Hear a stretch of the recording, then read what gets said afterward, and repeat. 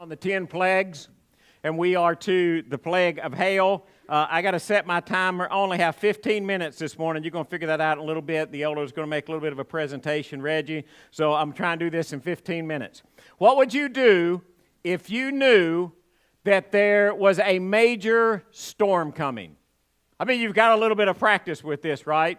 Like, I think it was January 23rd and 24th, they said we're going to have a major winter storm. Now, I'm not criticizing anybody who is a weather forecaster, so don't take that out of any of this, but they were tracking that storm like you would track a hurricane. I mean, they were telling us a week and a half before the storm how terrible that storm was going to be. Y'all remember that? And it started out, we were going to have 22 to 24 inches of snow. Now, I have never seen in Middle Tennessee 22 to 24 inches of snow, but I knew that if they were right, things were going to get really bad, right? So we did what we always do when a winter storm is going to show up, except instead of starting a couple of days early, we started weeks earlier, right? We got to stock up on the eggs and the bread and the milk. We got to have all the stuff we're supposed to need. I went into the store to get hot dog buns. I couldn't get hot dog buns. All they had was hoagie buns because everybody had bought up all the hot dog buns. Because we thought if it snows 24 inches, right, we got a gas fireplace. My dad loves hot dogs. And I thought we can at least roast hot dogs over the gas fireplace and we can eat. So that's what I thought. So 22 to 24 inches of snow, except the storm started getting closer, and what did they say? Oh, maybe 5 to 6 inches of snow. Then it started getting really close, and what did they say? Oh, probably not going to have snow. We're probably going to have ice, which is worse than the snow, right? And as it got closer, now, I'm not faulting the weather forecaster because it depended on when the cold air and the warm air met and which one was stronger and which one pushed where, and we were right on the line, and we couldn't figure out what was going to happen. Timing was everything. Do the same thing with tornadoes, don't we?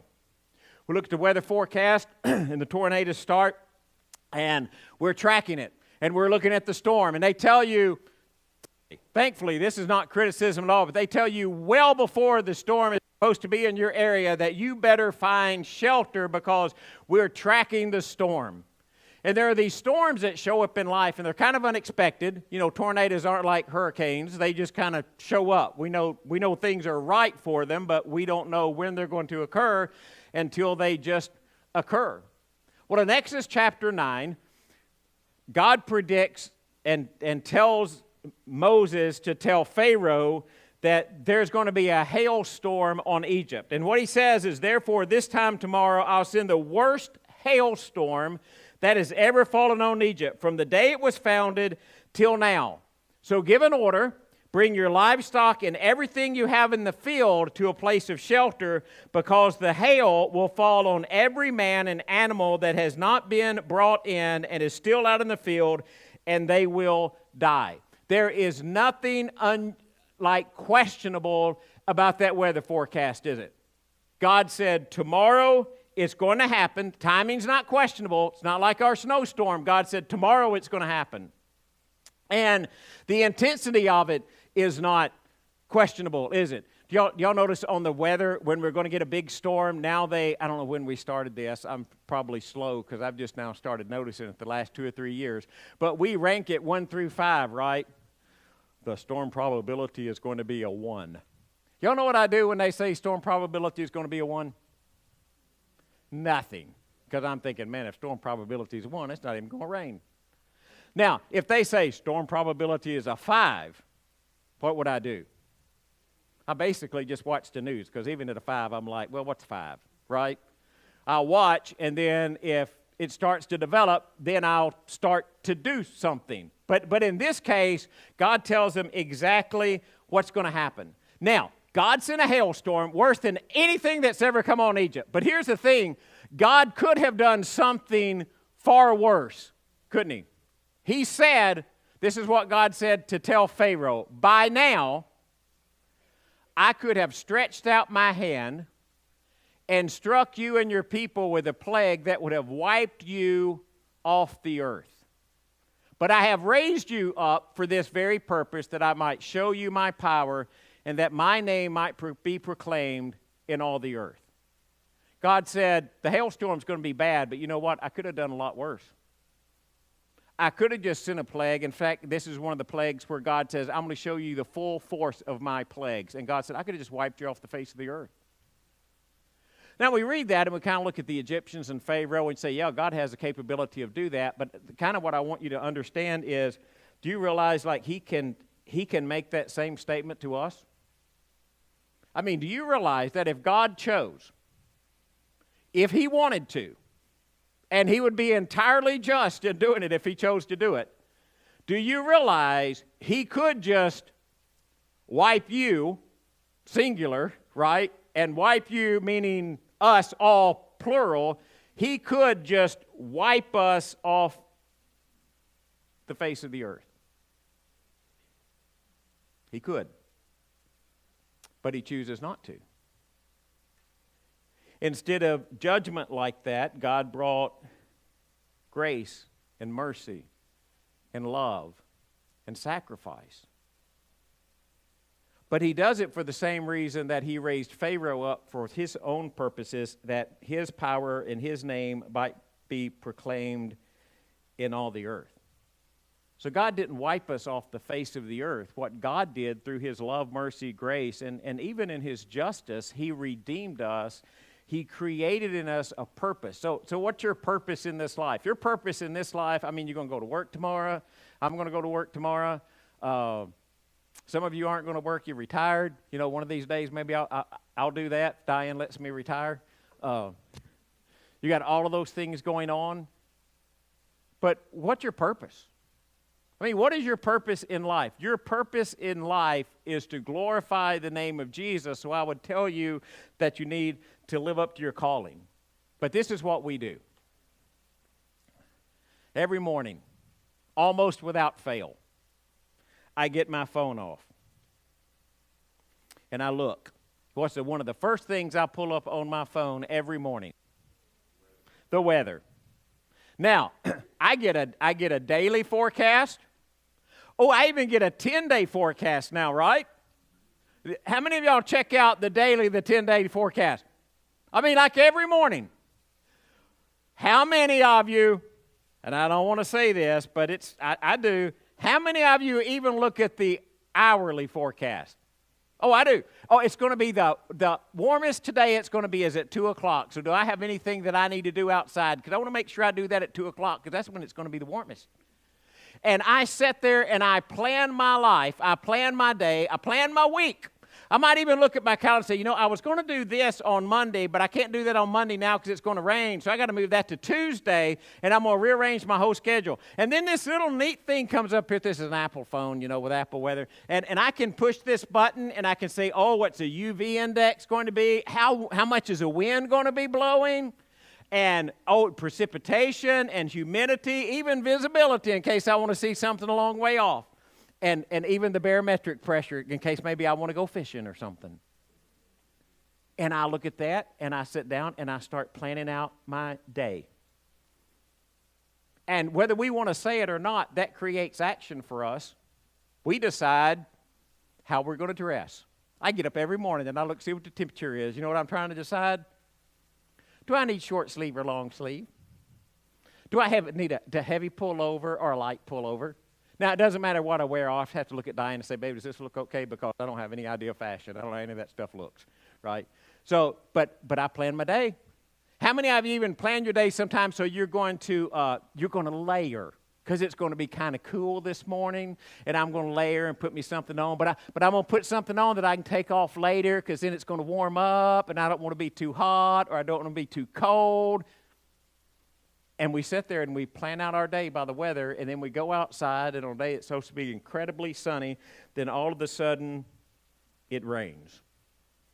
And it throws our schedule, it throws our day completely off. This is Greg Smith paraphrase, but he told the Egyptians, you better bring your stuff inside. Because if you don't bring your stuff inside, it's going to die in the storm.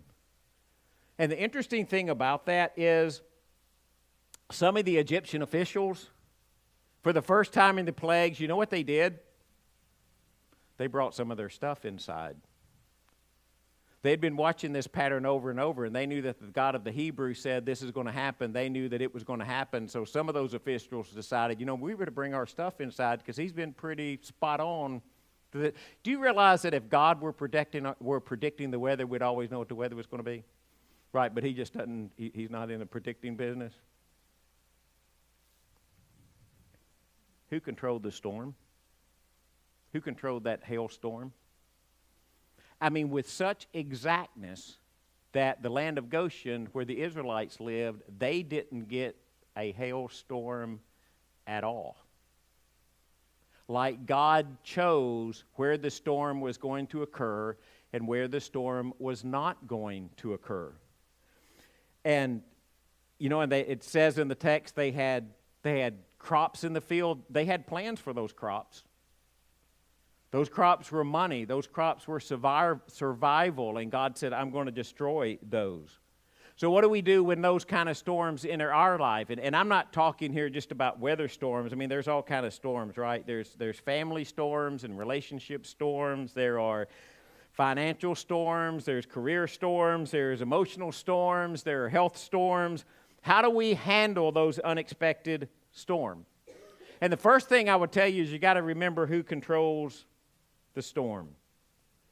Now, does God sit up in heaven and he spins the world around and he instantly causes every hurricane or every tornado? Does he decide which one is going a certain place and which one's not? No, he doesn't. He doesn't do that. Go back to our ice storm. Was the amount of time you were without electricity contingent upon the amount of your sin?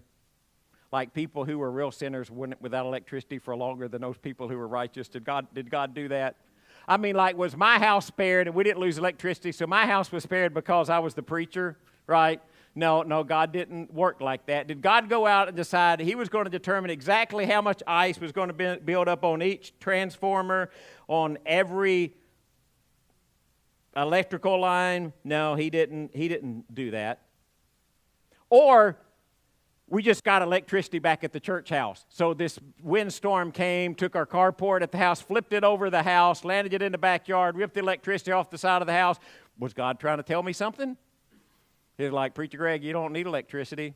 Or, since you ain't done right, I'm just going to rip the electricity off of the church house. I mean, was that some kind of direct revelation from God? I don't think so. Now, are there times that God does that? I mean, I can tell you some in the Bible. Noah's flood, was God doing that? God did that one. How about Elijah and he had 3.5 years of drought? Did God do that one? God said, I'm going to do that one. The hailstorm in Exodus, did God do that one?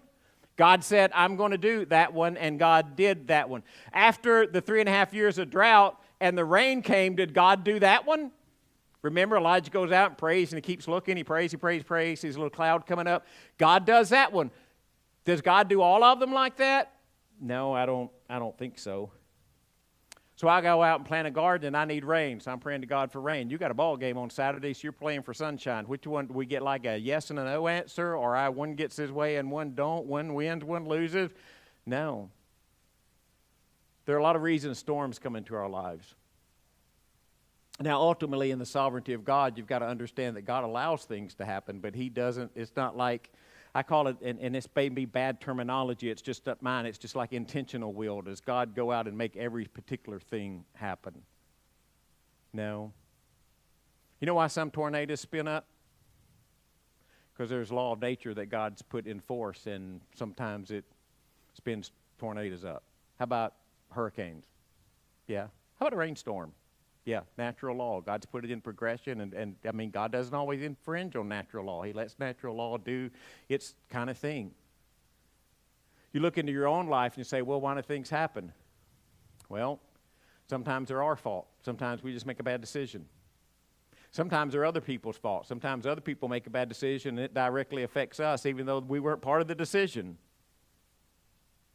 Sometimes it's just a fallen world. Sometimes it's just our mortality, that God just didn't design us to live forever in this body, and the way of the earth is that we're going to die. I went to see my doctor this week. I got my physical done, right? I get all my report about whether I'm supposed to be healthy or not. Well, I love my doctor, but let's be honest. Does my doctor really know if I'm going to live another year to get to another physical? He really doesn't. because there's natural law. But I do know that God controls the storm, and even when the storm comes, even if it's not directly caused by God, God has promised He's always going to rescue me out of the storm.